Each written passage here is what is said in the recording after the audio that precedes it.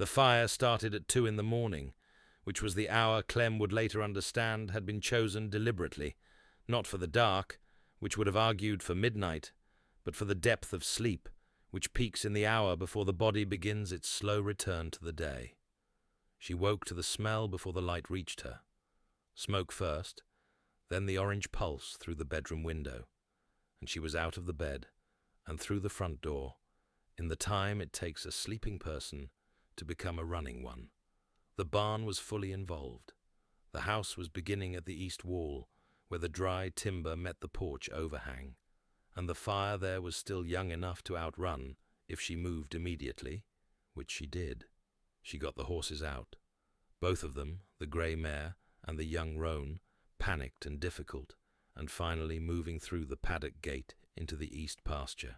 She got the payment box from the kitchen drawer, her first conscious decision, the one that told her later how much of her was still working even in the shock of it, and the coat from the peg by the door, and she cleared the porch as the east wall took the fire completely.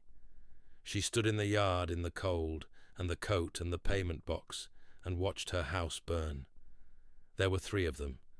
She saw them on the ridge above the property, 3 figures on horseback, visible against the firelit sky, watching, not hiding, watching in the particular open way of men who do not expect consequences. The one in the centre wore a long, dark riding coat and had a red kerchief at his throat, visible even at that distance in the firelight. He sat his horse with the loose ease of a man whose night had gone as planned. She looked at them. The one in the centre looked back. Then the 3 of them turned their horses and rode north along the ridge and were gone into the dark. She spent the rest of the night at the Greer place, her nearest neighbours, a mile down the valley road. Ada Greer put her in the spare room and brought coffee and asked no questions until morning, which was the specific form of kindness that Clem would remember longest. In the morning she went back to the property. The house was a foundation and ash. The barn was the same, the stone walls standing, the timber gone, the smell of it in the cold morning air, with a completeness that made the whole valley feel scorched.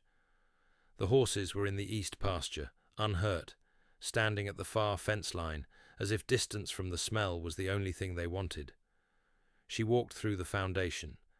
She found the iron stove, the stone chimney, the iron bed frame. She found nothing that told her why. She had been ranching alone for 2 years, since her husband Lou had died of a fever that had taken him in 8 days without enough warning to properly say goodbye. The land was paid. The cattle were manageable. She had no debts, no disputes, no enemies that she could name. She was not blocking anyone's road or sitting on anyone's water. She was simply a woman alone on 12 acres in a valley, which was apparently enough. She was standing at the burned edge of the east wall when she heard the horse on the upper road. The upper road came off the ridge from the north, the same ridge the 3 men had ridden along in the firelight. She turned before the horse was visible and kept turned as it came down through the scrub pine and onto the lower track. One rider, a lean, angular man on a dark bay, moving at a careful walk, his hands visible and his eyes reading the burned site before they settled on her. He had grey-black cropped hair and dark grey eyes that were very still, and a canvas work coat with 2 buttons missing and a mended tear at the left shoulder. He rode with the slight separateness of a man who keeps himself at a considered distance from situations until he understands them. He stopped at the fence line and looked at the foundation and the ash, and then at her. "I saw the smoke last night," he said. "I'm on the Petrie lease, 2 miles north. I would have come sooner, but I didn't know if whoever did this was still on the road." She looked at him. His stillness was not the stillness of a man suppressing something. It was the specific calm of someone who has made a practice of not wasting motion or expression on things that do not require them. "It was 3 men," she said. "They watched from the ridge. They didn't hide." His dark grey eyes moved to the ridge line briefly. "I know," he said. She waited. "I've seen the same 3 men twice in the past 2 weeks, on the ridge road and once on the north track near the creek crossing. The one with the red kerchief His name is Dross Penter. He runs a small outfit that moves through ranges where land is thinly held and the law is thin to match." He paused. "They burn or threaten. Then someone buys the abandoned property cheap before the ash is cold. Who buys it? Whoever hired them." He looked at her directly. "I don't know that part yet." Clem looked at the foundation. The iron bed frame stood in the ash where her bedroom had been. The stove stood in the kitchen corner. The chimney stood above all of it, tall and absurd and completely intact, which was its own kind of statement about what survives and what does not. "You came to tell me this," she said. "Yes." "Why?" The slight hesitation before his answer was not evasion. It was the habit of a man who answers questions with the correct words rather than the fast ones. "Because you're next to my lease," he said, "and because I know what Penter does when he's not stopped." He looked at the chimney, then at her. "And because it needed to be said to someone, and you're the one it matters to." His name was Hale. He gave it without surname, which she did not press. He helped her clear the foundation that afternoon, not because she asked, she had not asked anything, but because he assessed what needed doing and began doing it with the same considered economy he brought to everything. He worked without talking much, which suited her, and when he did speak, it was to the practical point. At the end of the afternoon, he told her what he knew about Penter. Dross Penter had been moving through the northern range for 3 years. He operated with 2 permanent men and picked up others locally. He was not disorganized, he was patient and deliberate, and he chose targets that were isolated and underprotected and unlikely to generate a coordinated response. A lone woman on a burned ranch with no house and no immediate neighbors was the ideal Penter situation. The expectation was that she would leave within a week. "He'll come back," Hale said. "I know. Not to burn again, to offer to buy." He looked at her, at a number that treats the burned property as already abandoned. "And if I don't sell, he'll make it difficult to rebuild, block supply wagons, scatter the cattle, make the cost of staying higher than the cost of going." A pause. "It works most of the time because most people in this situation are alone." Clem looked at the chimney standing in the ash. She was not a woman who made large statements about resolve. She was a woman who had gotten the horses out and the payment box, and cleared the porch in the time it took the east wall to catch fully, and she had done those things without deciding to. They had simply been what the situation required. "I'm not leaving," she said. Hale looked at her with the dark grey, still eyes. "I didn't think you were," he said. "I'm trying to tell you what you're going to need." What came next would cost him more than he'd planned when he rode down the ridge that morning. What she needed, he said, was 3 things: a record of Penter's presence, witnesses, dates, locations, establishing the pattern, a contact at the territorial marshal's office who understood organized range intimidation rather than individual crime, and time, enough of it to build the record before Penter returned with an offer. The first she could help with. She had seen Penter's face clearly in the firelight. She could describe every detail: the red kerchief, the dark coat, the loose ease in the saddle, the way he had watched her watch him. The second was Hale's problem. He said it plainly. He knew a deputy marshal named Croft, who operated out of the territorial office, and who had been building a file on organized range intimidation for 2 years. He knew this because he had contributed to that file once, 18 months ago, regarding a different property in a different county. He did not explain more than that. Clem did not ask more than that. The third, time, was the problem. Penter moved fast once the burning was done. He would return within 4 days with an offer. They had until then to reach Croft, establish the pattern, and have something official enough that Penter's next move would be made in front of a witness who mattered. "Croft is 60 miles, Hale said. "Then someone needs to ride tonight." He looked at her. "I'll go," she said. "I know what I saw. I can describe Penter. I know the dates and the pattern you've described." She paused. "You know Croft. If you write a letter I can carry, he'll take it seriously." Hale was quiet. She had come to understand, in an afternoon of working alongside him, that his quiet was not absence. It was the active consideration that preceded his actual answers. She waited. "If I write that letter," he said, "Croft will know where I am. Is that a problem?" The stillness before this answer was longer than the others. "I've been careful," he said, "about who knows where I am, for 3 years." He looked at the chimney. "Croft is trustworthy, but a letter is a record." He paused. "It ends the careful part." Clem looked at him. The late afternoon light was going orange on the hills beyond the property, and the cold was settling in from the north, and the man beside her was telling her, in the particular oblique language of someone not accustomed to explaining himself, that helping her would cost him the anonymity he had spent 3 years maintaining. "You don't have to," she said. "I know that." She did not push it. She turned back to the work, the clearing, the stacking, the making of something ordered from the ash. He worked beside her without speaking for a long time. Then, "I'll write the letter." She looked at him. He was looking at the chimney.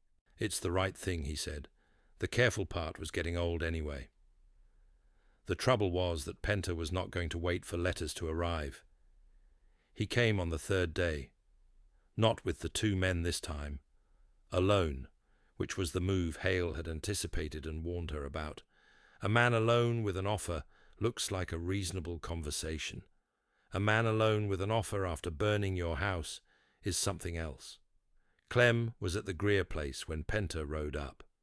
She had gone for tools, and Ada Greer had pressed a meal on her, and the hour had gone later than intended.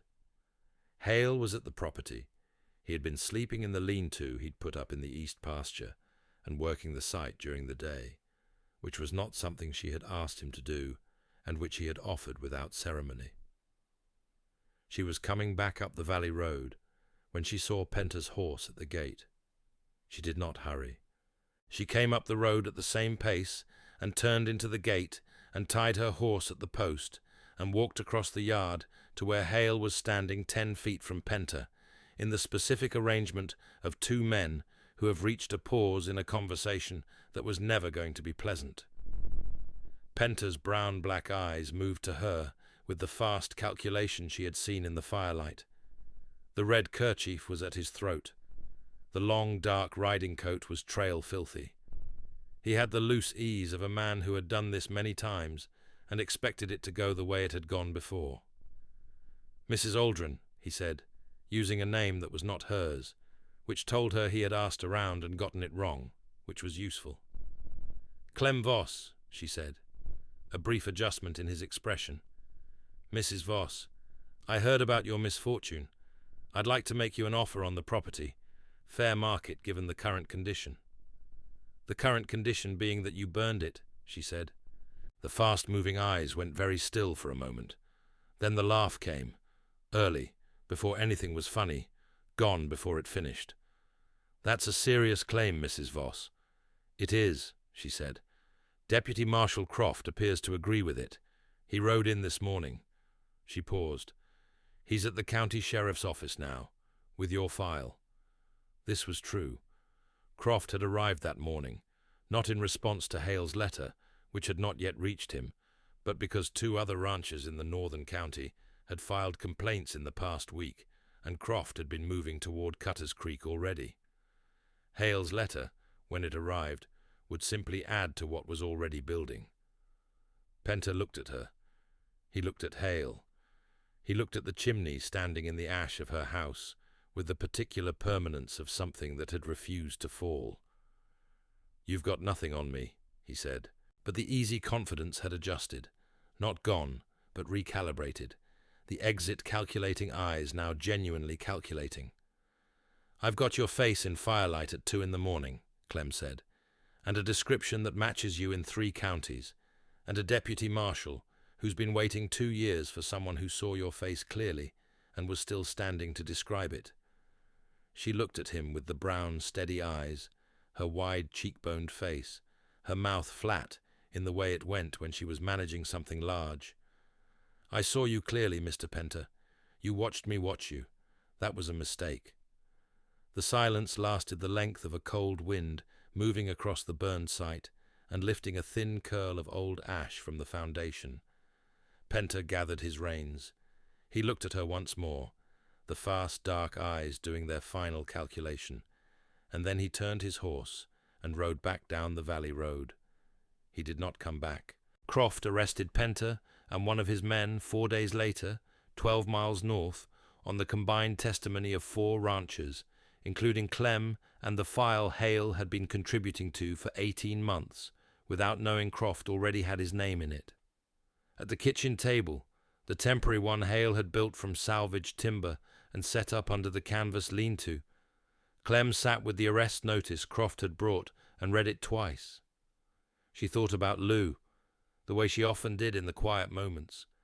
He had been a practical man who believed that most problems yielded to consistent effort, applied in the right direction, and he had been right about that often enough that she had adopted it as a working principle. She thought he would have found Hale comprehensible, the economy of him, the precision, the way he worked without needing to be told what needed doing. He would have liked the chimney still standing, she thought. He built it to last, and it had. The framing went up over the following 2 weeks. Hale had a way with timber, the patience to set each piece level and true before moving to the next, the understanding that speed in framing trades cost against itself. Clem worked beside him, and the Greers came on the weekends, and 2 other valley ranchers who had watched the ash and felt the specific unease of people who understand that what happens to one isolated property can happen to theirs. On the morning the ridge beam went in, the beam that ran the length of the house and from which everything else would hang, Clem stood in the open frame and looked up through it at the sky, which was the particular pale, clear blue of a late October morning that has decided to be generous. The smell of fresh-cut pine was everywhere. It was the smell of something being built rather than burned, and it was different in a way she could not entirely describe, except that it required breathing in rather than breathing away from. Hale came to stand beside her in the open frame. He looked up at the ridge beam. He looked at the chimney, still standing at the east end, incorporated now into the new walls, as if the house had been designed around it, which in a practical sense it had been. "Level," he said. "Yes," she said. They stood in the open frame in the smell of the pine and the cold morning light for a long moment. She had not asked him to stay past the arrest. He had not announced that he was staying. He had simply continued to be there, in the lean-to, at the site, at the temporary table in the morning, with the same considered economy he brought to everything, and she had continued to work alongside him without discussing the arrangement, because some arrangements do not require discussion to be real. "You're named in Croft's file now," she said. "I know. 3 years of careful. It was time," he said. "The careful was for something. This was the something." She looked at him with the warm brown eyes, her face in the morning light with its wide cheekbones and its straight-mouthed composure, and she said nothing for a moment, because the things that needed saying had been said in the working, in the weeks of it, in the way 2 people who have done something hard together understand things about each other that words arrive at slowly. "The south room needs framing this afternoon," she said. "I know," he said. "I was going to start after coffee." She went to get the coffee. On the morning the roof went on, new timber framing stood complete against a pale cold sky, the ridge beam running true, the rafters set even, the chimney rising from the east wall as it always had. The smell of fresh-cut pine moved in the cold air across the valley, and the creek ran clear in the lower pasture, and the grey mare stood at the east fence with the roan beside her, their breath making small, steady clouds in the cold. The valley road below was empty and quiet. The ridge above it was empty too. The house was not finished, but it was standing, which was the part that mattered first.